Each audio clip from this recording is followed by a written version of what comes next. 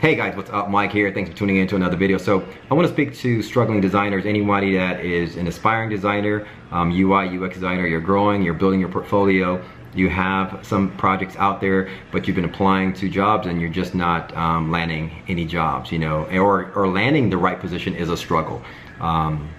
You know, this is totally common with everyone. There's a few things at play, you know, regardless of your position. If you're just out there, you're trying to improve, you're trying to get calls, you're trying to get clients, you're trying to land and get into a better position to grow your career, but it just seems to be a struggle for you.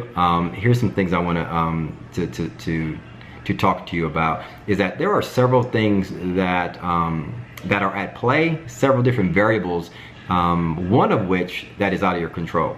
The first one is that as a designer, sometimes when you're out there and you're looking for work and you're applying to jobs, there's a variable at play that's out of your control, in the sense that the director, the hiring managers, the recruiters and things, they might be looking for a certain type of designer. Okay, whereas you may be more than capable of doing the job, but they're looking for a certain type of designer and maybe you don't fit that mold. About several years ago, I was well established, had over 10 years experience working for Fox, making over $100,000 at the time.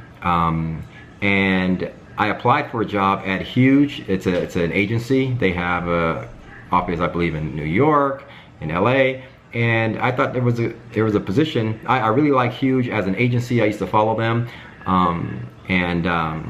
There was a position that I applied for, and I got this response back, this email. It felt like an automated response, but it was basically saying that I wasn't qualified and they're looking for other candidates, whatever.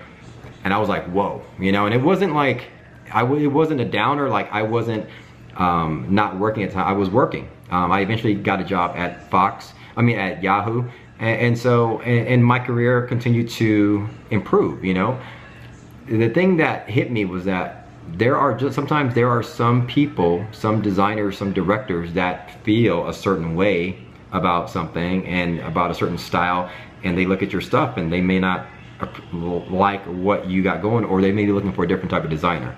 That's the first thing. So just continue to push forth, then you're eventually going to find that opportunity, right? The second one is something that we can control, and that is sometimes we have to take a hard look at our portfolio and scrap everything that we thought we knew, and start over and retrain our mind, retrain our visual design thinking to start designing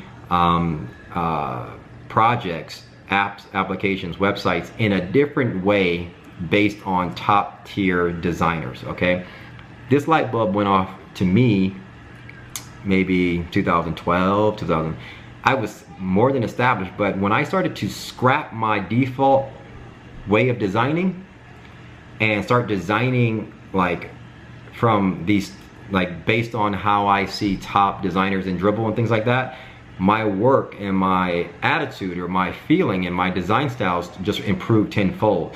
And sometimes we have default, like for example, when you look at every designer have a certain style type default thing that they go to. My thing back in the day, though I knew how to design, I used to design with heavy drop shadows, heavy texture, you know, thick font type, not consistent you know, contrast between my font type and typography, you know, dark colors somewhat, the spacing was sort of cramped together and things like that. And so what happened was I had to really take a hard look at my work, at the way I would normally do things every time I opened up, you know, my graphic design tool.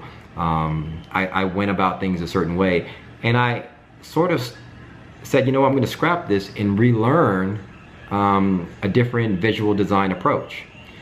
And sometimes we have to do that.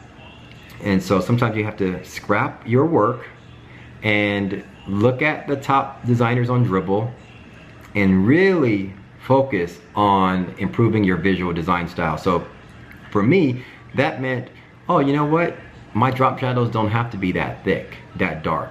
You know what? My font type, I need to, you know, this particular designer is using different contrasting font types and font weights in this particular section. So let me use that to my advantage. Oh, this designer is using subtle complementary colors.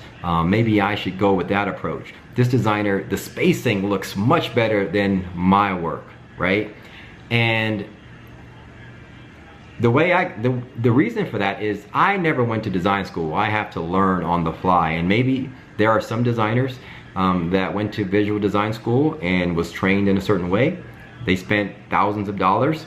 Thank you for spending that money. I can easily look at your work and mimic it and start using it for my work, you know? So it saved me a lot of money just by looking at somebody's work. So that's what I'm telling you to do.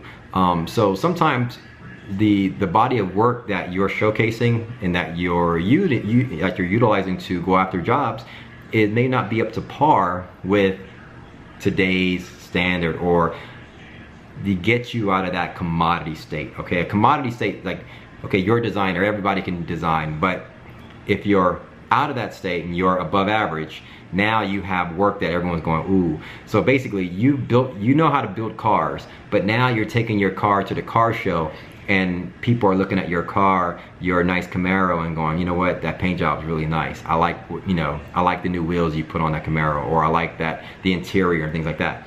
You know how to build cars, but now you have to just improve it a little bit to where you can take your car to the car show.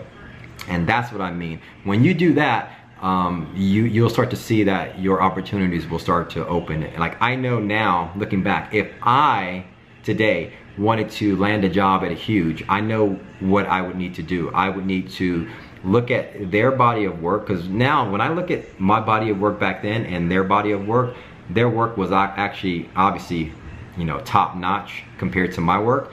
So I would have to scrap my design style and design thinking and use the approach of the styles and techniques and things that they use. So that's my advice. Again, improve your portfolio or improve your visual design style, but also at the same time understand that there are variables at play that may not be in your favor, and you just have to keep pushing. I always tell people, keep working, the opportunities will come. All right, thanks for watching, guys. Thanks for commenting, liking, and subscribing. And as always, if you want to learn more about visual design, UI, UX design, check out my site at mlwebco.com. We'll talk soon. All right, peace.